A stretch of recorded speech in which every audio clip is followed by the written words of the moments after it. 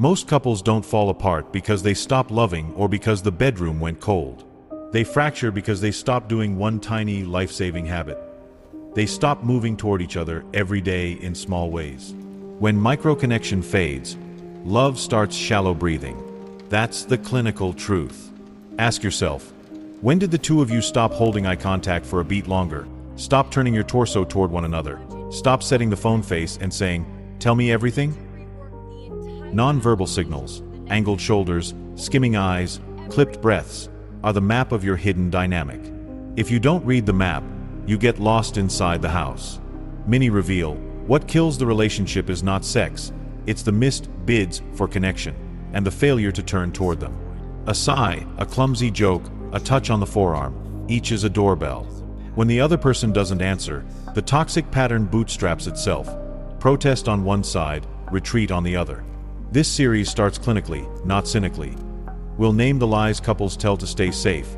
We'll trade the comfort for clarity, repair, and a return to being in each other's line of sight. Here is what it looks like in real homes. Arguments repeat about money, chores, screens, in-laws, bedtime. The topics rotate, the ache does not. One partner thinks, if I say it perfectly, they'll finally get it. The other thinks, if I stay quiet, this will pass. Both are telling themselves a lie, that the content is the problem. Clinically, what I see is a loss of moment-to-moment attunement, missing each other's small doorbells all day, then hoping a single big talk will fix the climate.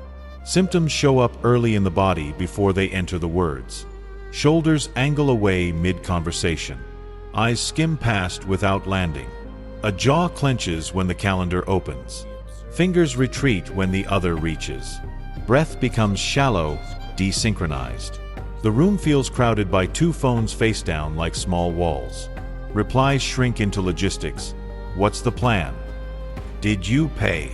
When's pickup? Living becomes a project. The relationship, a shared inbox. Mini reveal.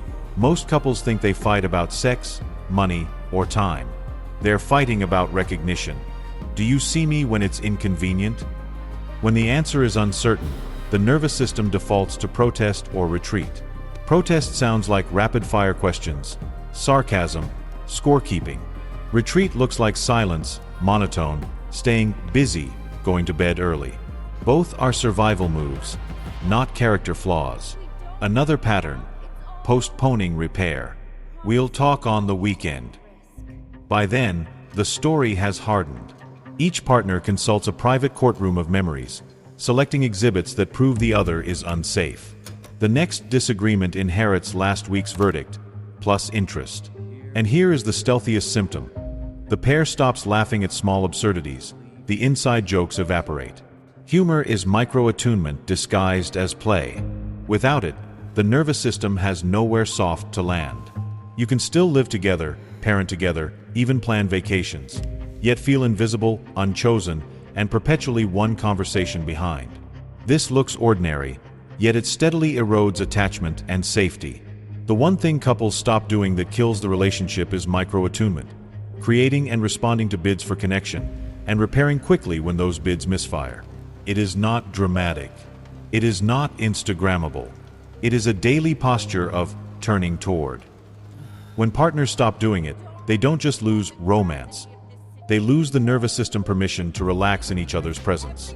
Behaviorally, here's the slope. A bid appears, look at this meme, my boss was weird. A sigh, a shoulder drop, a tentative forearm touch.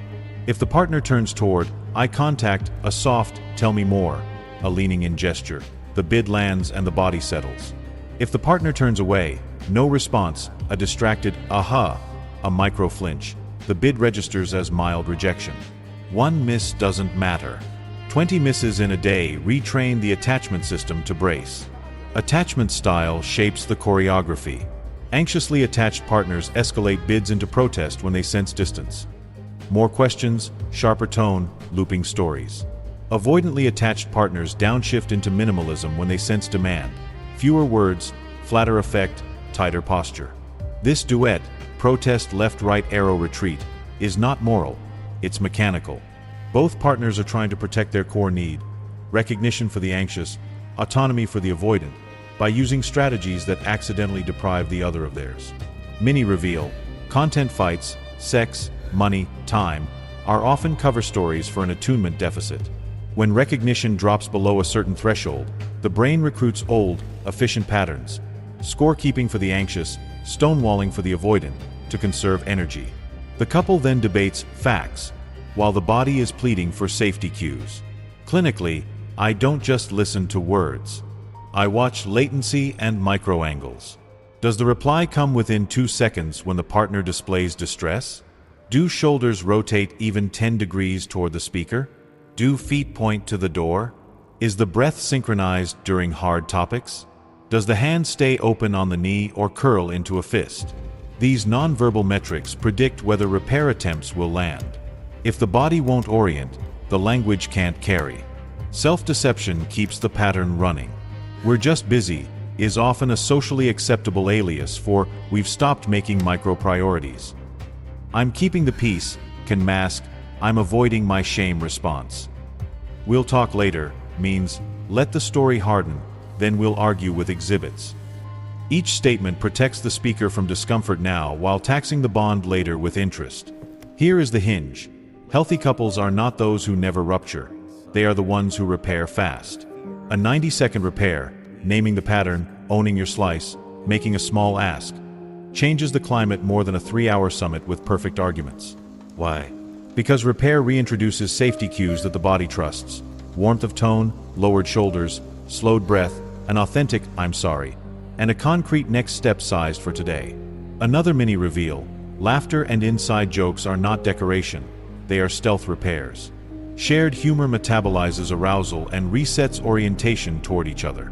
When it disappears, arousal has no vent. The couple becomes a project management unit, efficient, unfun, brittle. Diagnosis, then, is simple and sobering. You didn't lose love, you lost turning toward. Without micro-attunement, every topic inherits the emotional debt of the last one. With it, even hard topics become bearable because the body recognizes home. Let's make this practical. If the problem is the collapse of micro-attunement, missed bids, delayed repair, then the cure is a daily posture of turning toward, measured in minutes and gestures, not grand speeches. What follows are concrete protocols my couples use in session and at home. 1. The 10-minute state of us, daily. This is not a debrief of logistics. It is a micro-ritual to reintroduce recognition. Structure: 3-3-3, 1-3 minutes. High/low. Each person names one high and one low from the day. No advice. 3 minutes. Reflect and label. The listener mirrors the story and labels the emotion they perceive. 3 minutes. Tiny need. Each person names one small, doable request for the next 24 hours. 1 minute. Close. A 20-second hug with slow breathing or a palm-to-palm touch. Nonverbal script. Bodies angled toward each other. Phones out of reach. Eye contact that lands, not stares. Breath deliberately slower. If you can't slow your breath, your words won't feel safe. Language model: reflect. When you mentioned your boss, your shoulders dropped. Did you feel cornered? Validate. That makes sense.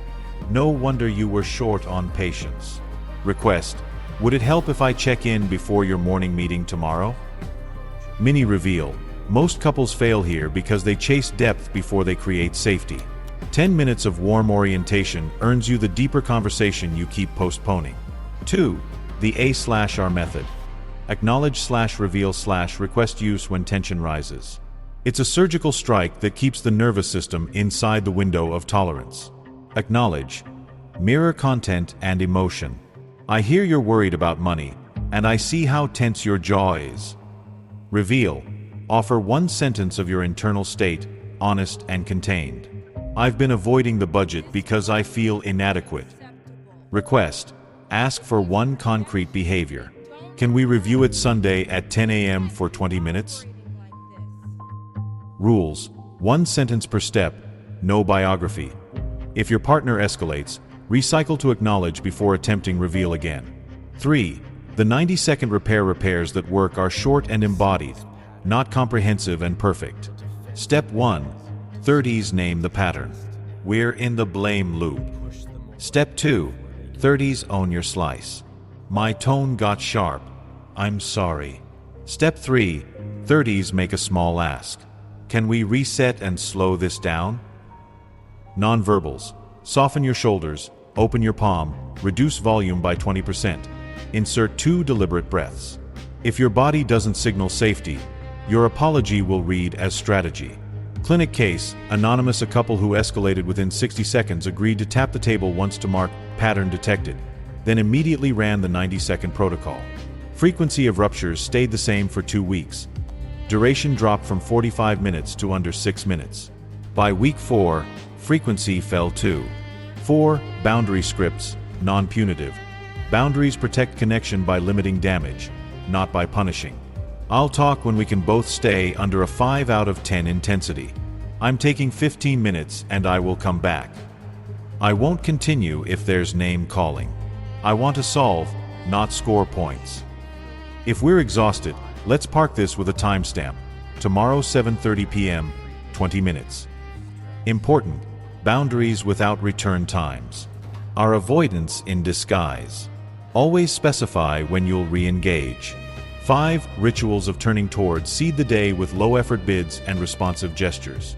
3. Daily microbids. A steady look that lands for 1 full breath, a light touch on shoulder or forearm, an open-ended, bite-sized question, what felt heavy today? Threshold kisses. 10 to 20 seconds leaving home, returning, and going to sleep. Breathe together, not just lips touching. The 2-minute tuck-in. Before bed, each person names one thing they appreciated in the last 24 hours. Mini reveal. Inside jokes are repairs in costume. Revive them deliberately. Keep a ridiculous jar where you drop funny mispronunciations or household bloopers. Read 2 every Saturday morning. 6. Weekly 30-minute meaning check-in. Content fights shrink when shared purpose grows. 3 prompts. 1. What are we building together this week? 1 sentence. 2. What drained us? Each names one thing. 3. One thing I want a little more of / a little less of. Format. Timer on. No cross-examination. Capture 1 next action per person. Size to 15 minutes or less. Attachment-informed tweaks if you lean anxious. Pre-regulate before initiating. 2 minutes of slow exhale. Then start with an acknowledge about them before your reveal. Shrink your requests. 1 ask per check-in. If you lean avoidant, pre-commit to a time and duration. Offer 1 explicit emotional sentence per check-in. I felt overwhelmed at 4 p.m. Keep eye contact brief but real. Angle your torso to face your partner. Behavioral KPIs, track weekly, bid response rate. Aim for greater than or equal to 70% of bids answered within 10 seconds. Eye contact, a word, or a touch counts. Repair latency. Keep time to repair under 24 hours. Gold standard. Under 10 minutes post-rupture. Rupture duration. Target less than 10 minutes before reset. Inside joke frequency. Log 2 moments of shared humor per week minimum. Phone-free minutes. 10 minutes daily during the state of us. Post these metrics on the fridge or a shared note. Numbers make the invisible visible. Common pitfalls and how to correct pitfall. Using the daily check-in to litigate old grievances. Correction. If history intrudes, park it in a parking lot note for the weekly check-in. Pitfall. Apologies that explain.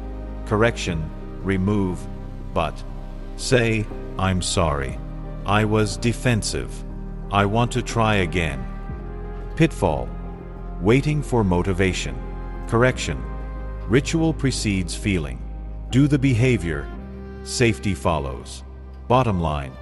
You don't need a 3-hour summit. You need 1,000 small turns.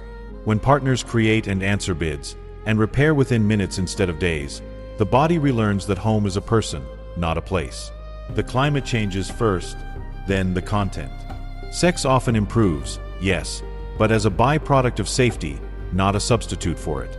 Here's the naked truth. Love rarely dies from lack of fireworks.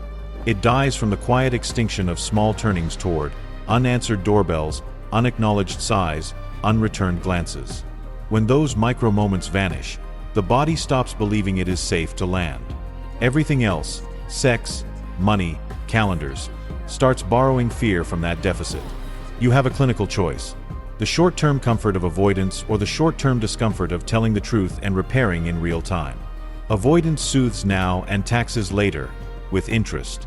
Truth stings now and heals fast, because it reintroduces safety signals the nervous system trusts: warmth of tone, orienting posture, slower breath, clear limits, concrete next steps. Mini reveal: attunement isn't a personality trait, it's a trainable skill. Couples who practice 10 minutes a day change their emotional climate within weeks. The outside world may look the same bills, same toddler chaos, same deadlines, but the inside weather shifts from braced to breathable. Measure what matters. Track your bid response rate. Time your repairs. Count the laughs. Post the numbers where both of you can see them.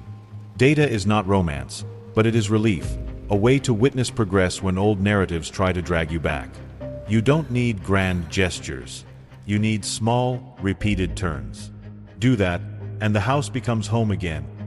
Two nervous systems learning to exhale in the same room. If you take one action today, make it this. Notice one bid and turn toward it. Eyes, body, breath, then words. That tiny move changes the climate faster than any perfect argument.